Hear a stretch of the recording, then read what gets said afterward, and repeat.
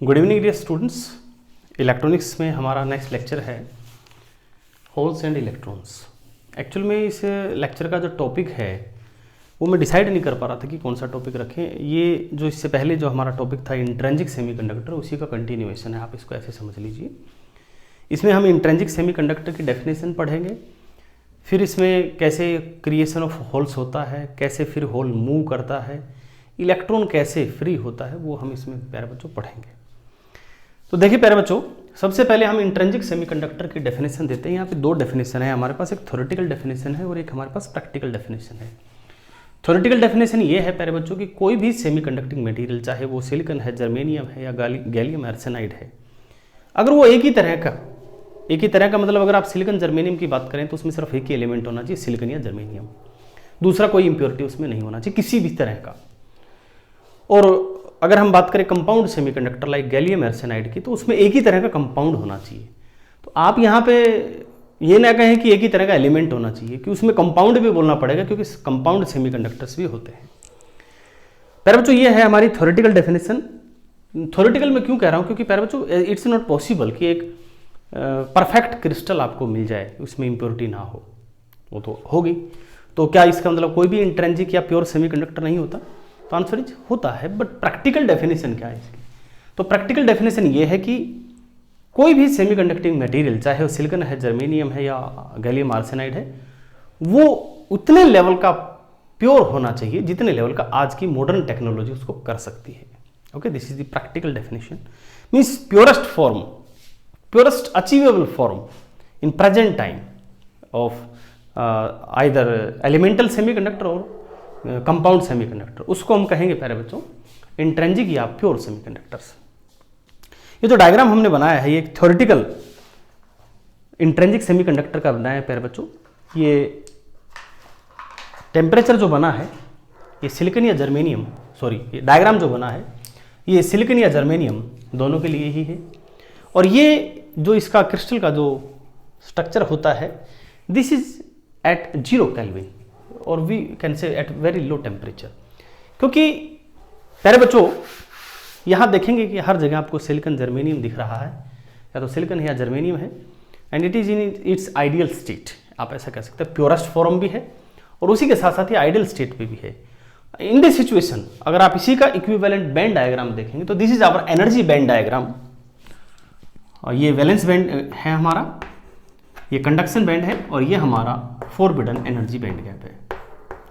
लेकिन ध्यान रहे कि this energy band diagram is corresponding to this crystal structure at a low temperature, or you can say at 0 Kelvin. And dear student, you can say or you can see easily कि there is no any electrons in this conduction band or there is no any free electron in this crystal structure. These both are equivalent. There is no any electron in conduction band is equivalent to say that there is no any free electrons to carry electricity. So at this situation at 0 Kelvin, we can say our semiconducting material, our silicon, germanium or whatever semiconducting material we are considering at 0 Kelvin, it's behave like an insulator. It's a very important concept. कई बार ये question आया हुआ है प्यारे बच्चों कि 0 Kelvin पर जो हमारा सेमीकंडक्टिंग मटेरियल है, it behaves like an insulator. तो इसको ध्यान रखना, लाइन लिख भी लेना आप। अब प्यारे बच्चों जैसे जैसे टेम्परेचर बढ़ता है, थोड़ा ध्यान से सुनना, जैसे जैसे टेम्परेचर बढ़ता है, हमारा जो ये साइट है जहाँ पर हमारा सिलिकॉन या जर्मेनियम बैठा है, इसका इस एटॉमिक साइट पे जो लेटिस वाइब्रेशन है वो बढ़ता है। हालांकि 0 केल्विन पर भी वाइब्रेशन होता है, लेकिन फिलहाल यहाँ पर मैंने कहा कि तापमान जैसे जैसे बढ़ेगा ये वाइब्रेशन बढ़ेगा। ओके, इस आपने टॉपिक पढ़ा भी होगा, तो आप इसको डायरेक्ट मत कहिएगा कि जैसे ही टेम्परेचर बढ़ा इलेक्ट्रॉन फ्री हो। नो, जैसे ही टेम्परेचर बढ़ा जो हमारा एटम यहाँ बैठा है उसका वाइब्रेशन बढ़ेगा, और टेम्परेचर बढ़ेगा तो ये वाइब्रेशन और ज़्यादा होगा। And at a room temperature some of atoms have so rigorous vibration at their atomic site और देयर लेटेस्ट साइट कि वो वहाँ से एक प्रकार से ये कह सकते हैं कि this vibration of atom dislodge an electron, एक इलेक्ट्रॉन को वहाँ से हटा देता है बॉन्ड से। यानी जैसे मान लीजिए यहाँ इसकी बात करें, सो इस हमारे एटम का काफ़ी रिगरस वाइब्रेशन हुआ, so due to that rigorous vibration ये यहाँ पर बॉन्ड टूट गया, आप इसको ऐसा कह सकते हैं कि बॉन्ड टूट गया, या यहाँ से इसने इस इलेक्ट्रॉन को डिसलॉज कर दिया, यहाँ से इस इलेक्ट्रॉन को हटा दिया। वही बात यहाँ पर कैसे होगी कि एक इलेक्ट्रॉन जब यहाँ से हटता है, कोवलेंट बॉन्ड जब टूटता है, तो हम कहेंगे कि ये जो इलेक्ट्रॉन है, देखो हम कहेंगे कि ये फ्री हो गया, यानी ये इलेक्ट्रॉन प्यारे बच्चों यहाँ पहुंच गया है, from valence band to conduction band. And dear student, to dislodge this electron from its covalent bond or to jump an electron from valence band to conduction band, it requires some energy. In this case, the energy is provided by thermal energy or the energy at room temperature के कारण ये प्यारे बच्चों 0.72 electron volt होती है for germanium, और प्यारे बच्चों ये होती है 1.1 electron volt for silicon. Now dear student, ये एक्चुअल में इलेक्ट्रॉन हम कह रहे हैं कि फ्री है, तो इसको थोड़ा समझिएगा। आपको ध्यान होगा, हमने इससे पहले लेक्चर में बताया था कि हमारे पास ये सिलिकॉन का या जर्मेनियम का कोर डायग्राम है ना, this is our core diagram. It has 4 electrons, 1 2 3 and 4। And dear student, you know very well from our previous lecture, this is our valence shell, ठीक है, this is our valence shell. और मैंने ये भी कहा था कि इसको आउटर मोस्ट सेल मत कहना, it is the outermost shell containing electron at ground state. अब इससे आगे भी प्यारे बच्चों ऑर्बिट्स होते हैं ना, ऐसे और भी होते हैं, बट उनमें क्या है कि इलेक्ट्रॉन नॉर्मली रहता नहीं है एट ग्राउंड स्टेट। हुआ क्या है, ये जो इलेक्ट्रॉन है, ये अब देखो, यही इलेक्ट्रॉन यहाँ है, यही यहाँ है, यही यहाँ है, मैं इसी एक इलेक्ट्रॉन की बात कर रहा हूँ। इसका बताने का तरीका, रिप्रेजेंटेशन यहाँ अलग अलग। ये इलेक्ट्रॉन एक्चुअल में जिसको हम फ्री इलेक्ट्रॉन कह रहे हैं, ये हायर एनर्जी स्टेट्स में चला गया है, हायर ऑर्बिट में चला गया है। अब ये रह तो यहां भी सकता है, अब इसको कंटिन्यूसली अगर एनर्जी मिलती रहेगी यहीं रहेगा। अब हायर ऑर्बिट इसका खाली पड़ा है, और प्यारे बच्चों इस वैलेंस ऑर्बिट के कोरस्पोंडिंग जो एनर्जी बैंड्स थे पूरे क्रिस्टल के, वो सारे इसमें लाई करते हैं, और जो इस हायर ऑर्बिट के कोरस्पोंडिंग जो एनर्जी बैंड्स थे वो कंडक्शन बैंड में लाई करते हैं। तो एक इलेक्ट्रॉन जब यहां से यहां चला गया है ड्यू टू थर्मल एनर्जी, इसका मतलब वो यहां से यहां चला गया। And this is actually group of so many energy states of different atoms, different silicon और germanium atoms corresponding to our outermost cell. Outermost means outermost is not a proper word. The next higher excited state, the next excited state to valence band. और प्यारे बच्चों, अब ये हर atom का free है, यानी अगला जो आपके पास मान लीजिए कोई सिलिकॉन एटम है, ठीक है, तो उसमें भी ये इलेक्ट्रॉन्स हैं, इसमें 4 इलेक्ट्रॉन हैं, इसमें ये जो सेल है खाली पड़ी है। अब ये जो इलेक्ट्रॉन है प्यारे बच्चों वो इसमें जा सकता है, ऐसे अगले वाले में भी जा सकता है। There is so many energy states which are vacant and which are easily available for this electron. So we can say this electron can move easily throughout the crystal. So actually this electron is not moving. This electron is actually jumping from one energy state to another energy state. And dear student, these energy states of first this atom and that atom and the next atom lie so closely to each other कि the jump word is actually awkward for this. क्योंकि jump means we have to jump. But in this case, there is no jump because these energy states are so closely spaced. Then we can say there is a continuous band. Okay? So ये ऐसे behave करेगा electron कि ये जहां भी पैर रखेगा वहां पर आपको एनर्जी स्टेट मिलेगा। तो इसलिए हम इसको कहते हैं फ्री इलेक्ट्रॉन कि it can move through the crystal anywhere because there are so many energy states are available. तो थोड़ा सा आप इस बात को समझिएगा कि हेयर फ्री इलेक्ट्रॉन का मीनिंग क्या है।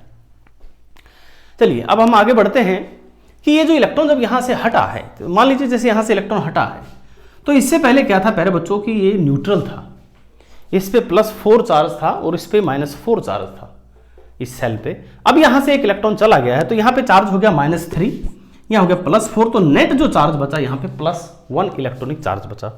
यानी ये जो +1, इसको मैं व्हाइट से रिप्रेजेंट करूंगा, this white circle is actually the vacant site of electron. ये वो जगह है जहां पर इलेक्ट्रॉन था, अब नहीं है। यानी ये कह सकते हैं कि this is A broken covalent bond. Okay, जैसे हम साइकिल चलाते हैं तो साइकिल में जो टायर होता है, वो टायर की जब ताड़ी कोई, वो आपने देखेंगे ना, स्पोक्स जिसको कहते हैं अंग्रेजी में, हिंदी में उसको ताड़ी कहते हैं।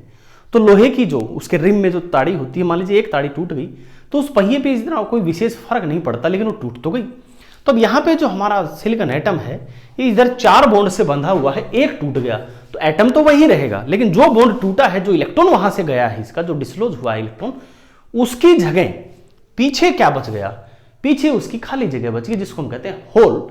And this is actually equivalent to a charge of +1 electronic unit. And dear student, अभी मैं होल पे चलो बाद में 1 मिनट में देख लेता हूं, कोई लाइन नहीं छूट जाए इसमें बस। तो प्यारे बच्चों, ये जो वैकेंट साइट यहां पे बचा है, ये जिसको हम कह रहे हैं hole, this plays very crucial role. आप ये समझ लीजिए कि होल है तो सेमीकंडक्टर है। आप सोचो कि ये जो सेमीकंडक्टर की फिलहाल जो सिचुएशन है, जो 0 केल्विन पे थी, ये हमारे किसी काम का नहीं था, क्योंकि इंसुलेटर था। इंसुलेटर हमारे पास बहुत अच्छे अच्छे पड़े हैं, जहां हमें इंसुलेटर की जरूरत होती है वहाँ यूज करते हैं। और प्यारे बच्चों, फिर एक दूसरा जो एक इंसुलेटर एक एक्सट्रीम हुआ, ऐसे कंडक्टर दूसरा एक्सट्रीम हुआ। कंडक्टर में क्या होता है, there are so many free electrons easily available whenever you require, and there is a conduction of electricity. So these are two extreme. What actually differentiate a semiconductor from a conductor is hole. Hole है तो ये semiconductor है, hole है तो ये पूरा technology है, hole है तो you are watching me at YouTube because of electronic communication, because it is possible only because of semiconducting metal. Semiconducting metal is semiconducting metal because of holes. So ये है जो इनको अलग करता है कंडक्टर से। और जितने भी इसके जो आप एप्लीकेशंस होते हैं सेमीकंडक्टर्स के, this is just because of this holes, existence of hole. So this hole is nothing but a vacant site. And dear students, अब आप देखेंगे कि एक इलेक्ट्रॉन यहां से हटा है तो एक होल यहां पे बना है, इसको मैं यहां भी दिखा देता हूं। This is a vacant site and this is a whole.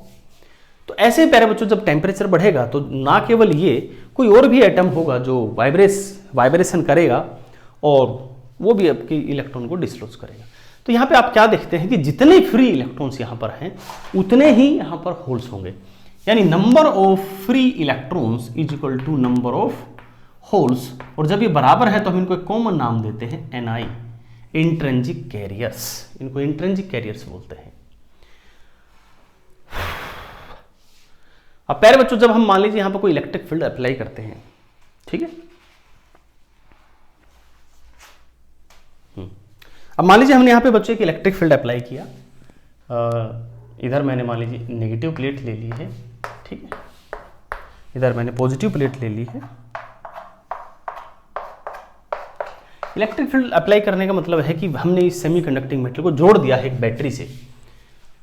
गर्मी बहुत है,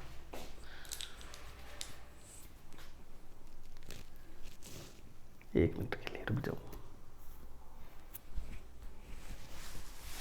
हाँ जी, तो पहले बच्चों हमने एक्चुअल में इसको एक बैटरी से जोड़ दिया है। तो क्या होगा कि एक तरफ जैसे नेगेटिव पोटेंशियल, एक तरफ पॉजिटिव पोटेंशियल है। Hole is having a positive charge, so it has a tendency to move towards the negative potential, but hole is not a particle, kept in mind. And actually जब whole इधर move कर रहा है तो actual में हो क्या रहा है कि बाउंड इलेक्ट्रॉन, ध्यान से सुन लेना, this is free electron, these are the bound electron. तो ये बाउंड इलेक्ट्रॉन जो है ये मूव करता है, ना कि होल मूव करता है, ठीक है। देखिएगा कैसे, अभी होगा क्या कि ये जब होल हमारे पास यहां है तो इसका जो पड़ोस में जो इलेक्ट्रॉन है ये इजीली यहां आ जाएगा। जैसे यहां आएगा प्यारे बच्चों, यहां पर एक होल क्रिएट हो गया, ठीक है, और ये होल भर गए। कोवलेंट बॉन्ड जो हमारा एक प्रकार से इनकम्प्लीट कोवलेंट बॉन्ड था वो कंप्लीट हुआ। फिर क्या होगा प्यारे बच्चों, ये वाला इलेक्ट्रॉन यहां आ जाएगा, फिर ये वाला इलेक्ट्रॉन यहां आ जाएगा, फिर ये वाला इलेक्ट्रॉन यहां आ जाएगा, ठीक है। तो एक्चुअल में तो ये बाउंड इलेक्ट्रॉन है जो मूव कर रहा है, लेकिन हम इसको इक्विवेलेंटली कह सकते हैं कि होल जो है it is moving towards the negative potential and free electron is moving towards the positive potential. अब आप ये भी कह सकते हैं कि सर ये एक बात बताओ, जब ये इलेक्ट्रॉन यहाँ पे फ्री है तो ये होल से क्यों नहीं मिल जाता, ये वाला जो मिला ये, तो एक्चुअली में बच्चों मिलता है। होता क्या है यहाँ पे प्यारे बच्चों कि जैसे जैसे टेम्परेचर बढ़ता है तो वैसे वैसे जैसे जैसे टेम्परेचर बढ़ेगा वैसे वैसे यहाँ पर बच्चों इलेक्ट्रॉन्स ज़्यादा फ्री होंगे, क्योंकि वो बॉन्ड्स टूटेंगे तो ज़्यादा होल्स भी होंगे। तो जब होल्स और इलेक्ट्रॉन्स का कंसेंट्रेशन ज़्यादा होगा तो ओकेजनली ऐसा भी होगा कि फ्री इलेक्ट्रॉन जा रहा है, पास में होल है, तो वो फ्री इलेक्ट्रॉन होल में वापस चला जाए। इस टर्म को कहते हैं बच्चों रिकॉम्बिनेशन। यहाँ पे बच्चों दो चीज़ें होती हैं, एक तो रिकॉम्बिनेशन, एक जनरेशन।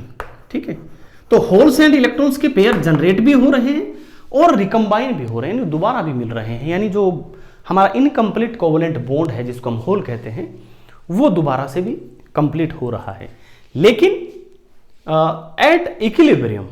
ठीक है, एट इक्विलिब्रियम मान लो 50 इलेक्ट्रॉन रिकम्बाइन हुए होल्स के साथ तो 50 नए बन भी गए, यानी एट इक्विलिब्रियम उनकी जो फ्री कैरियर्स हैं हमारे Ni, Ne, NH ये हमारे लगभग बराबर होते हैं।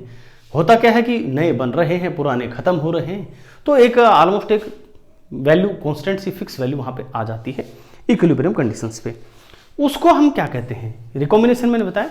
तो मान लीजिए एक इलेक्ट्रॉन और होल को दोबारा मिलने में जितना समय लगता है, ध्यान से सुनना, एक इलेक्ट्रॉन बन गया और वो इलेक्ट्रॉन बन गया मीन्स इलेक्ट्रॉन यहाँ से यहाँ जंप कर गया, ये वो जगह है जहाँ ज़्यादा देर तक इलेक्ट्रॉन रहता नहीं है, यानी इलेक्ट्रॉन यहाँ चला गया, इससे अगली वाले में चला गया, उससे अगले, लेकिन वो ज़्यादातर इस स्टेट में नहीं रहता है।